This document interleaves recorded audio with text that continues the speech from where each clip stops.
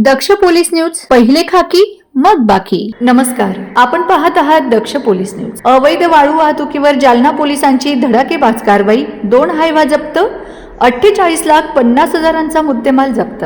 Police अधीक्षक Tejveer Singh Sandhu, upper police अधीक्षक विक्रम साळी यांच्या निर्देशानुसार अवैध धंद्यांविरोधात सुरू असलेल्या मोहिमेदरम्यान ही कारवाई करण्यात आली.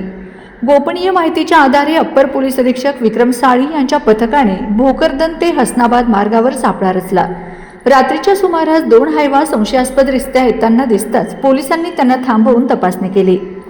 तपासणी दरम्यान दोन्ही हायवामध्ये सुमारे 10 ब्रास अवैध वाळूची वाहतूक होत असल्याचं निष्पन्न झालंय. यानंतर पोलिसांनी 2 हायवा आणि वाळूसह एकूण 48,50,000 रुपयांचा मुद्देमाल जप्त केला. या कारवाईत संदीप मनोहर काळे आणि यकीन जमील शेख या दोघांविरुद्ध कायदेशीर कारवाई करण्यात आली आहे.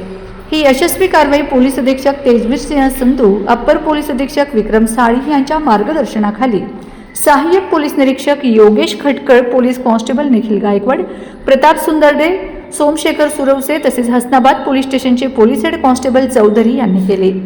दक्ष पोलीस न्यूजसाठी विलास हिवाळे, जालना. अशाच ताज्या आणि विश्वासार्ह बातम्यांसाठी दक्ष पोलीस न्यूज चॅनलला लाईक करा, शेअर करा आणि सबस्क्राईब करायला विसरू नका. पुन्हा भेटू एका नव्या बातमीसह. तोपर्यंत नमस्कार.